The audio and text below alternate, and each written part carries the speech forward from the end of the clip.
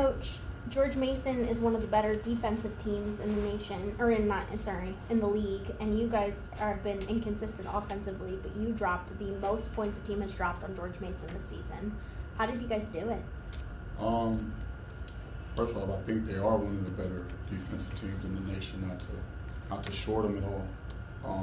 But I think, number one, our defense helped our offense. We were strong defensively. We forced 11 turnovers in that first half. And then ball movement, just really getting, right? I think at this stage, a lot of teams, if you're a good defensive team, you guard the first action pretty well. And we understand that, and we understood that. I thought we did a really good job of our progression through our sets and our plays, continuing to play with pace and getting paint touches, getting in the paint, and a lot of driving kick scenarios tonight with 19 assists. And we made some shots now. I got to give credit to those guys for stepping into shots and making them, going 15 from 31 from 3. That's a big deal. They obviously have a couple of pretty enormous guys in the paint. Was sort of that drive and kick philosophy to shoot over them, was that part of the game plan, or was that just the team not how you roll with it? Well, I mean, we're hunting the best opportunity, right? I'm not telling our guys to make sure they kick it out and be in fear of finishing in the lane. I think it was equally important for us to finish around the basket, right? To develop those open opportunities, you got to finish around the rim, and we've done a better job of that too. But they're active, they collapse, they come after the ball, and I think we did a good job of not forcing tough contested two-point shots or not settling for a mid-range jump shot and getting the ball out of our hands quick and finding an open man. Chubby got that technical, and then they took the lead quickly after that. How did you keep your guys in the moment and not let George Mason kind of run away with it in that point? I just think it's a build-up from our standards and our values from the start of the season. We talk a lot about perseverance and being able to rise to the occasion and beat out any adversity and challenges. And one of the key things is recovering from mistakes, right? And I think Chabi did, he's made that mistake a couple times. I think he learned his lesson. I'm not sure even why he got the technical. I didn't see it. But I thought his next play, right, was the most important thing, right? Just making sure he was focused into the possession and into the scout. And I think he did a really good job of that. I think his second half opportunity was really big for us with Dave and Eli both having 4 fouls. Chabi stepped in. He created some second chance opportunities for us, and he was strong defensively. So he only played 6 minutes, but they were equally they were important. They were just as important as Trey Dinkins delivering those bombs. Max Edwards also had a good night. He's been up and down all season, but dropped 14 and led the team in assists today. How big was it for him personally as you guys are getting into the stretch from a coaching perspective, but also in the game? It's a good bounce back game for Max. I told him the other day at LaSalle he wasn't very good. I was just honest with him. I said I didn't think you were very good, and he didn't reciprocate in the minutes. I said, but listen, today is today. You'll have an opportunity. And you have to rise to the occasion and play better. And he didn't make a whole lot of shots in the first half, but his distribution of the basketball, he was sound and secure with it. He did a great job in pick and roll situations, especially finding our roll man. And he's a different from our other guards, and with his size, he's capable of delivering some passes that Kareem and Trey Dinkins just can't see all the time. And I think finding Dave, finding Eli in those situations was huge. And then he stayed with his shot. And when he got some opportunities, he nailed them. And Max can be hot or cold at times, but if he makes one, he can make the next 2 or 3 in a row. There's a lot of stuff going on today, whether it's the Chuck Cooper Classic, the 1977 team being in the house, and then obviously Senior Day. does your team sort of feed off that energy? Like Matt, it was something that Trey said, like once they start falling and the team feels that energy. Yeah, I mean, we welcome it all. You know, it's fantastic to have the 1977 championship team back in the building. Senior night is always special. To be playing in the Chuck Cooper Classic and honoring Chuck Cooper is, like, today is a big event, and I told him today is special, and let's see if we can, you know, excite the fans and play to up to the best of our capabilities. And you have to do that, right? Everyone's capable, but you have to do that with a certain will. And I thought from the start of that game, our focus, our attention to detail, we were pretty sharp. Trey Dinkins had a moment in the second half where he went back-to-back from three, 17 seconds apart, just in case you didn't know the number. Was that the dagger, do you think, for George Mason? Just kind of like, at that point, what do you do after 6 straight points from the same guy? It definitely was a blow. It wasn't a dagger for me. You know, I felt like there was still a lot more basketball to be played. And, you know, I even got after him because I thought, yes, he made the shot, but he wasn't disciplined enough defensively. Like I said, I'm gonna be honest, right?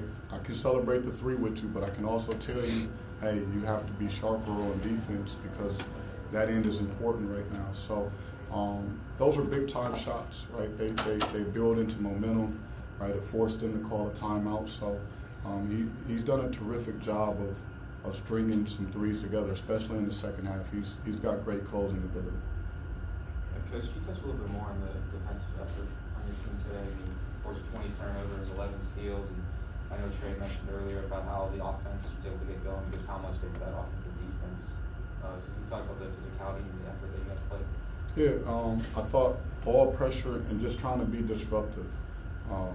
You know, Maddox, he's moving around, he's coming off pin downs, he's coming off flare screens. He's tough to track at times, and he's been playing terrific all year. And they've got the inside-outside threat, and with Haynes too. So we just tried to, you know, be as disruptive as we could and alter their sets and try to throw their timing off. And I think our pressure allowed us to do that. And it started in that game with Jakob Netjes. Right? He was defending their point guard. And I thought, you know, Jakob could pose a different threat and matchup because O'Connor, he's got some post-up capabilities, and I wanted to try to take that option away from them as early as possible. I didn't want to see him backing us down at all. And, you know, Jakob's pressure was even better than I thought it was going to be, you know, because O'Connor's a good player, but he dove into the assignment, and I think we fed off of his initial ball pressure. Coach, obviously a dominating performance for one of the better teams in the conference, 3 of your last 4. How important is a stretch like this going into the tournament with just 2 games left? Just continue with the progression. You know, we have to continue to trend upwards, right? We got to continue to build on our habits and our principles each and every opportunity that we get. When we come back to practice, yes, this was a good win, but we got to make sure we get better in practice because we got VCU coming in here in a couple days, and we got to get ready to play. You guys have wins over 3 of the top 4 teams in the conference. The only one you haven't beaten is VCU because you haven't played them yet. But you've also got a few losses to the bottom 5 in the conference. And obviously the A-10, that's every game is going to be competitive. But how do you sort of get your guys to rise to the occasion like this, and how can you continue to do that? You know, I think, you know, there's been a couple games where I thought we were pretty flat. There's been some games where we just battled. I always try to evaluate that we have good juice, energy, and effort. For majority of the season, I would say it's been there. Do we have our hiccups and mistakes and bad spells? Yes, we have those too. And I really think our management in those situations is part of the biggest key to wins or losses. Did we alter? Did we recover? Or did we just fall by the wayside? And it's important because the game. Look, I would love start the game from the start of the game and just be winning by 15, you know, throughout. But as we know, like, this game flip-flops, right? In a matter of seconds, in a matter of minutes, and you have to be able to, to handle the momentum, the ebbs and flows of the game, and that's important how we handle those situations going forward. Coach, we asked Cam after the game what has been the difference for him since the Dayton game, and he talked about having a different focus. Averaging 14 a game in the last 4 games. Have you seen anything different from him both on the court and off the floor recently? Yeah, you know, I don't think he let the Dayton game affect him other than the initial day that it happened, right? And, you know, I haven't talked much to Cam about it. I don't know what he vowed to himself, that he can never let that happen again. I can speak to his work ethic, right? I can speak to him being here early and on time every day, getting his shots up, and being one of the last guys to leave the gym. So when you got that type of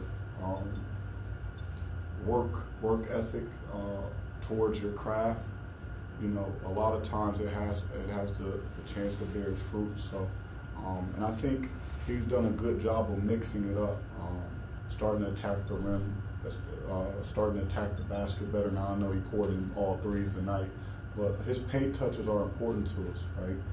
Whether he gets to the rim or just whether he collapses the defense. So those are key things, and I think that's a huge step in his game that I've seen over the recent games too as well. A year ago, there was a sweep against George Mason and VCU, sort of jump-started the run you guys had going into the tournament. Obviously, you have the scenario this year with VCU coming up. What was the mindset you guys had a year ago going into that moment? And do you feel like this team is sort of close to that?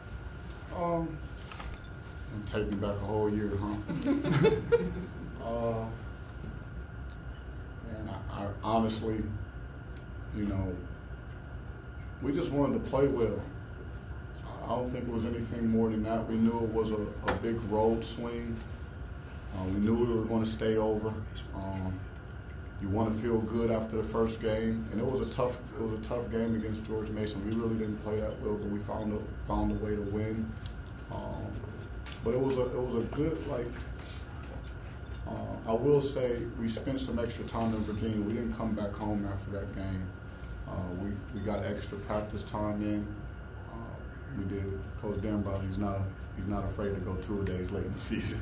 But we got extra shots up, some extra practices in, and I think we just continued to rally together. And then, you know, anytime you can get huge road victories, man, it's important to a team, right? Because you're in someone else's environment, and it's the feeling of just coming together as one to accomplish a goal. And I think we just played off of those emotions, off of those feelings. And you know, we also took a look at overall records from that 0-5 standpoint and realized that we were playing the best basketball in the league. Even before those 2 games, we were playing the best basketball in the league, and we kept preaching that to the guys. And once they, I think, realized it, it was another confidence boost. So I don't know what the similarities are this year, but we're just trying to win the next one. Do you feel that stretch last year kind of sets the expectations for, or at least the belief and the confidence this year that it can be done, you know, go from the lower one of the mid seats up and winning the tournament and making this go away? Yeah, I mean, if you've done it before, you do have a feeling of being able to do it again. Now, it's not the only thing that matters, right? Nor I don't know how much it matters at all, but you know, like I said, we're just focused on our progression. I think if we continue to make sure that we get better each and every day, man, good things are going to happen. They're going to happen for us, and you know, I'm proud of my team for their work ethic each and every day. Thank you, Coach. Thank you. Appreciate it.